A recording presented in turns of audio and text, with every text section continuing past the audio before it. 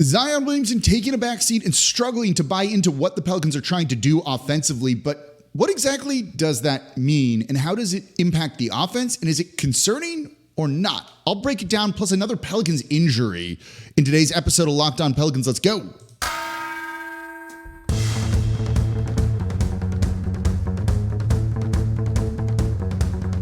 You are Locked On Pelicans, your daily New Orleans Pelicans podcast.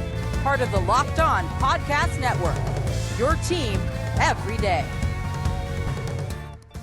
Welcome to another edition of Locked On Pelicans, the daily podcast covering your favorite team, the New Orleans Pelicans and NBA, part of the Locked On Podcast Network, your team every day, available wherever you get your podcasts and available on YouTube. I'm your host, Pelicans Insider, credential member of the media, Jake Madison, at NOLA Jake on Twitter, here with y'all on this Tuesday, and we are going to dive deep into the offense, a kind of strange and revealing Zion Williamson quote, and what the Pelicans can do to get their offense turned around, plus another Pelicans injury. We're actually going to get to some optimism in today's show. It seems bad, particularly after that rough loss to the Dallas Mavericks, but there's room and reasons to be kind of encouraged and excited, and we'll get to those, I promise, once we kind of get to the bottom of what's happening here and why isn't this working, and is Zion upset?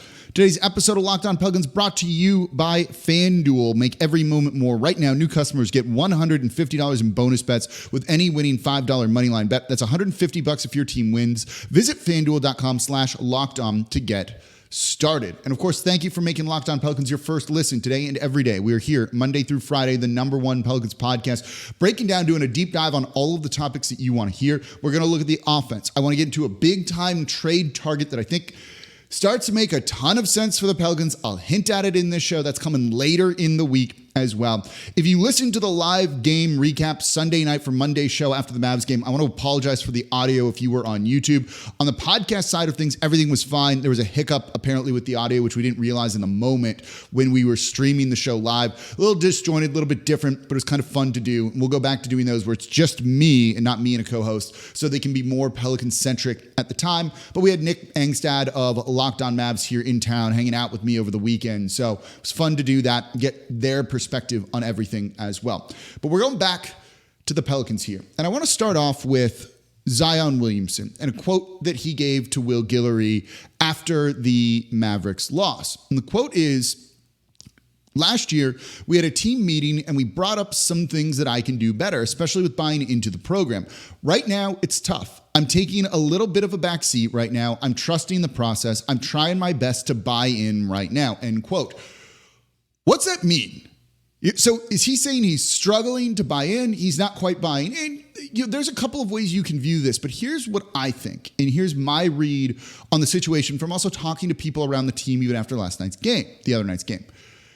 He's struggling, I think, right now to see how what they're doing on offense will work. We look at this team, right? Do you feel good about what they're doing on offense yourself? I don't. No one should be at this point in time. They have the 27th out of 30th ranked offense. It looks very disjointed. The starters are losing their minutes. So the way he's looking at this is what they're doing, what they've been working on through training camp, preseason, the beginning part of the season, going to lead to good results? He's saying, I'm not touching the ball. I'm letting others try and get theirs. This is supposed to work. That's what we've sold everybody on, but it's not, and that's disheartening, I think. And you could kind of see the frustration in him during all of this. He even dropped in a trust the process line, right? Which right now in this case is not great. I say process over results often on this show. But right now, you can tell he's not sure about the process. When you say process over results, it means you believe in what you're doing, that it's going to lead to good results eventually. I don't know if he believes that. What he's saying is he's basically, he's saying he's trusting that it'll work out, that the coaches say, do this. So Zion will be a good soldier and do this, follow orders, and it should lead to good results. But right now, it's not leading to good results. It's not paying off. Him saying that he's trusting the process, while maybe concerning and saying he's struggling to buy in, the fact that he's still doing what he's asked, that he's not openly complaining or do other things, I think actually shows a little bit more of a buy-in than maybe you realize from him, and maybe even more than he gives himself credit for. This is a guy who's clashed with the organization in the past when it comes to the medicals and things like that, right? But he's right now saying like, okay, I'm going to do what I'm told. I don't see it working. I don't know if I really believe this, but I'll take you at your word and I'll go forward with it. For right now, given that the results aren't good, the fact that he's still saying, I'll do it, I'm going to do it, I'm going to take a back seat, it's different than what I normally do, there's a learning curve, maybe this isn't even how I like to play, I actually find kind of encouraging, to be perfectly honest with y'all. So I like hearing that, right? When you look at the starting lineup, they're a negative 16.1 in net rating. Last year, the same group of players, the same starting lineup, was plus 10.1. The same players, but they're being used differently this year. It might be fair to question the process a little bit. Wonder why it's not working. Should we be doing things differently? You know, they're 10 games in.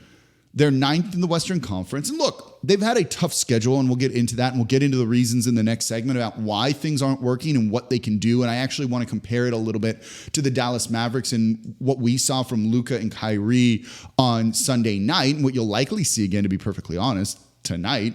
Oh, on the Gotti Court, too. It is a game day here for your New Orleans Pelicans as they're taking on the Dallas Mavericks in the in-season tournament, too. I can't wait to see this court. I'm legitimately excited about this game. I can't wait to be there early to watch the players warm up on the purple and the neon green, yellow combination of the two, just stripe that goes right down the middle. Y'all know I'm a big fan of the NBA's in-season tournament here, so I'm excited to see this court in action. I don't know if I love red courts, though. I think I'm on a tangent here, but it's okay. We can talk about it. You know, that game against the Houston Rockets, which we haven't even really had time to talk about much on this show, you know, I stopped remembering that it was a red court like in the first quarter. It just kind of blends into the background and you don't think about it much anymore. So I don't think this court's going to be nearly as bad as people think. I think it'll be jarring at first and eventually you just kind of like forget about it. I do worry about some of the paint on the courts, that guys seem to be slipping on those a little bit more so than you'd like. But I'm actually pretty excited about what we're going to see with the in-season tournament in the court here. Back to Zion, though. You know, you can see that there is some frustration. There's been more visible frustration on him this year. But he's not like going rogue, right? You're not hearing rumors yet, and they're probably going to start coming soon, of he wants out, he's unhappy, he and Brandon Ingram don't get along. No, there's nothing like that coming out. There's nothing to suggest that necessarily. I think they're just frustrated. They're on a 5-game losing streak. Started 4-1, go to 4-6 now against a real tough schedule. And are they? When's their next win going to come? Is it going to end up being a 10-game losing streak? And it looks like potentially it could be if you don't win any of these games on the homestand.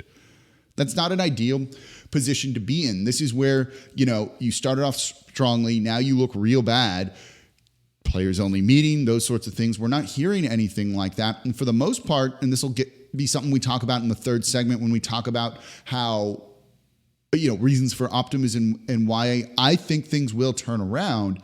We'll get into that, but players are kind of all saying the right thing and seem to be doing the right thing, the right kind of attitude. I think that's big. I think that's important. So coming up next, let's talk though about why isn't the offense working? Why isn't the process working? What are we seeing out there on the court? I want to compare it to the Dallas Mavericks, what they did the other night. Let's get into it, a little X's and O's talk, things like that, coming up here next in today's episode of Locked On Pelicans. Right now, though, I'm excited to tell you Ibotta, because how does free Thanksgiving sound? Sounds good to me. This year, Ibotta is here to give you cash back and help make sure your Thanksgiving table is complete, because who wants the turkey without the gravy? Starting November 1st, so we're already into it, for the 4th year in a row, Ibotta is giving you 100% cash back on your Thanksgiving feast. Just add the offers into the app to redeem for everything you need to make your Thanksgiving feast complete. All you have to do is shop at your favorite retailers and upload your receipt, because Ibotta gives you cash back on hundreds of grocery items, from produce to personal care to pantry goods. You're going to be beating inflation by getting cash back no matter what you're purchasing. Other apps give you points that don't amount to much. Ibotta, you get real cash back that you can send to your bank account, PayPal, gift cards. You can also earn cash back on hundreds of online brands. So if you're doing early holiday shopping and you're an NBA fan, you can use Ibotta with the NBA Store, Fanatics, Dick's Sporting Goods, Nike.com, which I use because got a bunch of shoes here. So get your cash back, use Ibotta like on the Pelicans jersey here, download the Ibotta app, use code LOCKED to get 100% cash back on your Thanksgiving dinner starting November 1st. Just go to the App Store or Google Play, download the free Ibotta app like on the Pelicans jersey, and use code LOCKED. That's Ibotta, IBOTTA, in Google Play or the App Store, and use code LOCKED. And thank you for making Locked On Pelicans your first listen today and every day. We are here Monday through Friday for y'all, breaking down everything you want to know about this Pelicans team, the good, the bad, the crossover episode, which was still fun to do with Nick Angstad. He's not going to be in town for this game tonight anymore. We ate well in New Orleans, and that was pretty great. We have guests coming. Will Guillory will be back on next week. Hopeful to have a guest maybe on one of the shows this week still. We're going to get into a big-time trade target that I think could be realistic for the Pelicans and could kind of really change the direction of the franchise. Let me know in the comments down below on YouTube if you can guess who that is. I will say it's big is maybe the best way to put it. And if you want to support the channel, become an everydayer. Listen Monday through Friday. If you're an everydayer, let me know in the comments down below on YouTube as well. And if you want to really support the channel, join the Locked On Pelicans Insiders group. I've been texting with everybody the past couple days, much more active on there. I've been excited to interact with y'all more. It's $4.99 a month. If you don't like it, you get a 14-day free trial. Give it a shot. Just cancel. Show's still going to be free in 5 days a week for y'all. So let's get more into the Pelicans and like their bad offense. There's no real other way to kind of describe it. Why isn't this working? And when I plan out my shows, I usually write my little cold open in the beginning, then I do segment 1 and what the main topic is. Segment 2, main topic. Segment 3, main topic. And sometimes there's not really many notes. It'll be like, talk about why Zion Williamson's good or why they're struggling in this area. And you watch so much of it, I can kind of just go and riff on all of that. And I have the stats and everything that I need. I have like 800 words worth of notes for this show. You can probably see it's maybe a little more coherent than normal. So why isn't this working? There's a lot of reasons for this.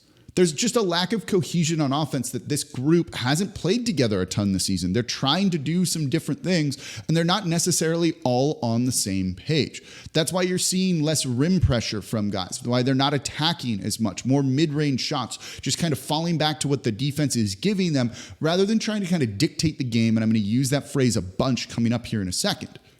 You have Brandon Ingram kind of playing poorly, shooting under 25% from three, not on the attempts that they want him to do. Zion's not playing particularly well either.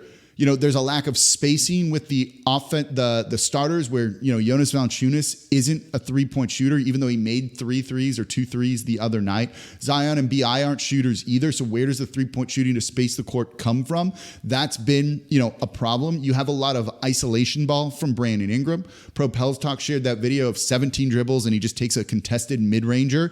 That's not the type of offense that you want either, where there's a lack of passing and other things. All of that is leading to just a mess. They're also hurt. We'll get into the Larry Nance Jr. injury update in the next segment too. You don't have Herb Jones who can help you at least get you some steals, get you in transition to get out and run and play a little bit faster. They're struggling with defensive rebounding, which means they can't get in transition either because teams are getting an offensive board, getting second chance points. Now you have to inbound the ball and that team is back and set. So you're running into just like a perfect storm of stuff, and it's not great, but Trey Murphy coming back healthy will help. Jose Alvarado giving you stronger backup point guard minutes is going to help because they're running without a backup point guard right now. They stopped playing Kyra Lewis Jr. in the regular rotation, which was the right move, but you finally get Najee Marshall back, who hit a couple of threes the other night, looked good, gives you that energy and just heart and fight that at times they're lacking. Hopefully with more game reps, this team gets together. All of these things just aren't there right now. We'll talk more about that in the third segment. Compared to what Luka Doncic and Kyrie Irving did against the Pelicans on Sunday night, right? At times, it was a really simplistic game plan for the Dallas Mavericks. The Pelicans, for the first half, were trapping Luka Doncic. The Mavericks would run a pick and roll. Luka and one of their big men, Derek Lively, the second, Junior, whatever he is, or another big, Dwight Powell, something like that. And the Pelicans would then try and trap Luka, basically double team him, send 2. That meant the roll man is just free to get to the rim. Now, normally if you trap a guy, maybe they can't pass, maybe it forces a turnover, right? Go back to what they did to Damian Lillard a couple of years ago in the playoffs, where that worked tremendously, where he was turning the ball over, he couldn't shoot, he had no space, and it let the Pelicans sweep that series. With Luka, though, he is so talented and good that he can make every pass. Every pass. So all of a sudden, he just hits the roll man. They're going down to the basket and either scored at the rim, or when the Pelicans rotated over to try and take the roll man away, right? Someone comes from the corner, or the low man steps up to go take that. It leaves someone else behind. And all the Dallas Mavericks have to do at that point is make an extra pass. And in the first half, it was a guy cutting baseline would just get the ball and then put it in and score very easily. In the second half, it dictated everything. I said I was going to come back to that word, right? They were killing the Pelicans in the paint on those little short rolls, things like that, with Luka's passing, with Kyrie's passing too, when he wasn't just getting downhill and driving and attacking. And so the Pelicans started to really focus on taking away the rim, taking away the paint. And in the second half, particularly that third quarter, how wide open were the three-point shooters for the Mavs? Insanely wide open. They went 8 of 13 from three in that quarter alone. Reason was the Pelicans were leaving those shooters open to go take away what Dallas had been doing in the beginning. So they adjusted their game plan, and the Mavs took full advantage of that. That's not going to work. You know, if you think about that game, Dallas dictated everything about it. Everything about it. Played to their strengths. Put the Pelicans on skates, making them just do what they wanted to do. The Pelicans aren't playing that way right now. You know, are they running pick and rolls for Zion and Brandon Ingram together? No. Are they running tons of pick and rolls for those guys anyway? No. Now, is that on the players? Is that on the coaches? It's a mix of both here. But the Pelicans aren't doing anything to basically dictate the flow of the game, and it was in stark contrast to Dallas doing that the other night, and it's why Dallas really ran away with it. Their offense looked easy. They were making shots, don't get me wrong, but those shots were wide open for a very specific reason. And so New Orleans needs to start doing more of that, saying, hey, we have some really talented offensive players here. We need to use them better and put them in position to succeed. There should not be possessions where Zion Williamson is just standing in the corner, doesn't touch the ball, isn't involved in anything. Dictate how the game is going to go. And why these players aren't doing that is a little bit frustrating. Part of that is their games. You know, Brandon Ingram wants to play isolation ball and shoot mid-range jumpers, and he's good at that. Don't get me wrong. But is that the most efficient way to do it? The answer is no. And so they need to kind of break these players out of some of these bad habits that they have, I think, at times, to be able to try and go and do exactly what they need to be doing, right? And so when you look at it, that's part of it. You know, the starters are also just playing poorly. Like Zion hasn't been as good as he normally is. He's struggling to finish at the rim, right? Zion has the lowest field goal percentage of his career by far. He's still clearly trying to get his legs under him after more or less not playing basketball for 10 months. You know, it's why it was frustrating that he didn't play on the second night of a back-to-back against the Pistons. He needs to be getting these game reps and things like that. He also seems to be a little bit more frustrated he's not getting some of the foul calls and he's not getting back on defense to help, and he needs to be doing that, right? Brandon Ingram, on the flip side, not playing well either. He's shooting horrifically from deep. His shot profile is not good. Too many mid-rangers. His three-point shot, isn't being respected, and he needs to work on that. The three-point shot for all of the starters isn't being respected. And it's leading to bad spacing issues, which plays into a factor of why BI has to take these mid-rangers, why Zion's missing more shots at the rim. Defensive rebounding issues are not letting them get out into transition and run. All of these things, in a sense, are fixable and can get worked on, though. But that's why this is happening. Simplify the game a little bit then. Just run some two-man actions and break the defense. The talent is here, particularly when CJ McCollum comes back with this starting unit. There's no reason it should be this bad. And that's where some of the optimism comes in, I think. Let's talk about that. Let's be happy for a minute and also talk about an injury and be unhappy again. That's coming up here next in today's episode of Locked On Pelicans. Right now, though, I'm excited to tell you about FanDuel, America's #1 sportsbook, because new customers get $150 in bonus bets with any winning $5 moneyline bet. That's $150 if your team wins. Your team wins that you bet on. You bet on Dallas to win this game based on the previous game, $5 bet. You win that bet, and you're going to get $150 in bonus bets. If you don't believe in the Pelicans right now, I don't know, take advantage of it a little bit. So if you've been thinking about joining FanDuel, there's no better time to get in on the action. The app is super easy to use. There's a wide range of betting options. You have the spreads, the player props, the over-unders. A buddy of mine just texted me that he doesn't like betting spreads, money lines, likes betting on the over-unders for what the players are going to do. So you're rooting for an individual player on your team to succeed, which usually generally leads to team success, makes the games more interesting. So visit FanDuel.com/lockedon and tip off the NBA season, kick off the NFL season. FanDuel, official partner of the NFL and the official partner of Locked On. And thank you for making Locked On Pelicans your first listen today and every day. We are here Monday through Friday for y'all, breaking down everything you want to know about this Pelicans team. We are the #1 Pelicans podcast coming to you Monday through Friday, giving you the insight into the offense, trying to make sense of weird quotes, other things like that. We actually did that in the offseason too with Willie Green. I think they'll start to figure some things out, and we'll be talking about that throughout the season. It's still a long way to go, and the Pelicans aren't in a bad position right now. And we'll get into the optimism here in a second, as well as injury updates too. So become an everydayer, subscribe wherever you get your podcast, tell a friend about the show, help us grow the channel even more so than it already is. There's going to be more content coming as well. I want to get back to doing short videos, other things like that. So we're going to have a lot more stuff for you on the Locked On Pelicans YouTube page. So make sure you're subscribed there, get your friends to follow along and join the Locked On Pelicans Insiders group. The link is in the description of the video or podcast, wherever you're getting it, down below. So let's get into the optimism here before the Larry Nance Jr. update stuff. Look, this team's 4-6. They're 9th in the West. They have played one of the toughest schedules to date so far. It's been rough. It's going to continue to be rough. So being 4-6 and still in the thick of everything, right, is good. They're not the Memphis Grizzlies, who have just 2 wins this season and are looking at 2-8, and it looks like a far climb for them because some things are really, truly broken there. This Pelicans team, when you look at them, do you think they played particularly well? I mean, no, right? That was a rhetorical question I just asked you. So it means there's room to fixing. Zion even said this after the Houston game. He said, look, if this was our ceiling, then I would be upset and I would be worried. But this is not the team's ceiling at all. There's so much more talent here than what they're doing with it. So if they put it together, they start winning games and they start to look really good. When they're doing this shorthanded without CJ McCollum, and you see the importance of him, without Trey Murphy, without Herb Jones at times, without Najee Marshall, now without Larry Nance Jr., without Jose Alvarado, I'm up to like 6-7 people here. It's only going to get better, it feels like. Like, they're not going to get much worse than this, certainly. I mean, they're on a 5-game losing streak. It can't get much worse than this unless it gets to 10, right? But that's just a level of play then.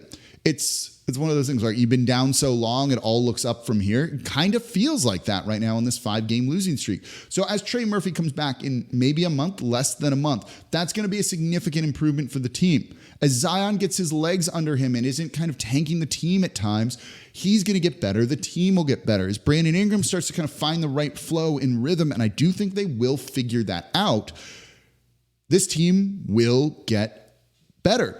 I'm glad that they're not reaching their ceiling. We're not just looking at like a bad team here. Look at the Washington Wizards, right?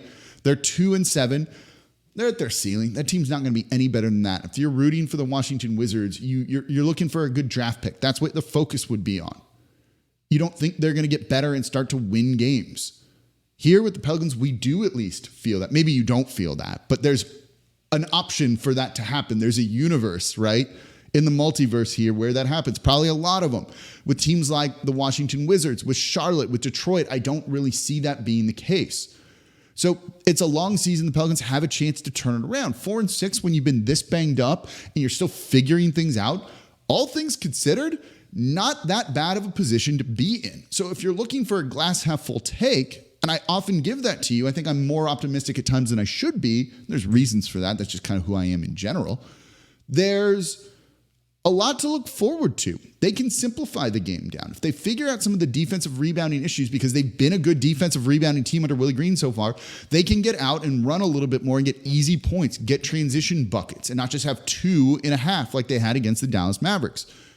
There's so much room to improve with this team. Whether you trust the players, the coaches, the front office to figure all of that out and reach that potential, reach that ceiling is an entirely different story. But at least that exists. It doesn't exist on every other team. And I think that's something to keep in mind. The season is often about progression and progress and a journey. And it's not just, this is who you are 10 games in and that's that. For some teams it is. For some teams it is. I don't believe that to be the case for the Pelicans, though. So I'm optimistic. Maybe that's foolish, maybe not. Will Guillory last week on the show seemed to be optimistic about it. You know, I think that's something that we want to look at with this team and see. One of the things is the players all definitely seem to be saying, trust the process over results. They're buying into, what they want to be doing. They feel there's talent here. There's optimism. There's confidence even with this group of players to go out and do what they need to do, and that it'll lead to good wins. They're not mutinying. They're not having player-only meetings. They're not necessarily being like, we hate all of this, we want trades, things like that. That group is still cohesive, still together. That says something. So there's a lot of reasons to be optimistic about a turnaround at some point for the Pelicans this season. All right, let's not be optimistic for a second. Larry Nance Jr. suffered broken rib in the game against the Dallas Mavericks. The Pelicans announced today that Larry Nance Jr. has been diagnosed with a right rib fracture. He will be re-examined, you're going to love this, in 10 to 14 days to determine his healing progress. He heard it in the beginning, towards the end of the first half of the game on Sunday. You saw him head to the locker room a little bit after that. Did not come on the bench, did not return, did not practice yesterday. He's going to be out for... Basically, he's going to be reevaluated, right? In 2 weeks, which is probably like the phrase the Pelicans say the most. Not ideal. This is going to mean there's going to be Cody Zeller minutes. This likely means that you're going to run a lot more Zion at the 5 minutes. It also means Jeremiah Robinson Earl was a very good pickup on a two-way. He's going to likely get significant minutes going forward. I actually like his play too. He could easily become an integral piece for this roster. Don't expect to see EJ Liddell. They don't think he's NBA ready yet. He, missed all of last season. He's in the G League. He's doing okay in the G League through 2 games so far, I think. Nothing amazing there. Give him some time. He's just not NBA ready yet. They're going to go with guys who have done it before, particularly if Jeremiah Robinson Earl is going to be able to hit threes like he did the other night. That could be a very, very big thing for this team. So keep an eye on that. No Larry Nance Jr. See how it affects the rebounding. Good, bad. We'll find out. So let's get ready for that court tonight, the in-season tournament in New Orleans. I'm excited for it. Can't wait to be there. I'll be tweeting out pictures and everything. And of course, we will be live, not live. I'm not going to go live after the game tomorrow night. Tuesday night, I should say. I'm going to run home because I got to do Locked On NBA too. So I won't do it live there. I'm going to get back here, plan the show out. It'll be a lot of fun. Hopefully get a win, and we'll break down what happened or what the Pelicans didn't do. If they run the same thing again and there's no real adjustments, that's going to be a problem. That's where you want to see some growth. We're going to be looking for that in this game against the Dallas Mavericks tonight in the in-season tournament on that garish-looking court that I'm excited about. And I believe the City Edition jerseys too. I think that combination might look really cool. So that's going to do it for this episode of Locked On Pelicans, part of the Locked On Podcast Network, your team every day. As always, I'm your host, Jake Madison, at NOLA Jake on Twitter. I'm going to be back with y'all tomorrow to recap the game.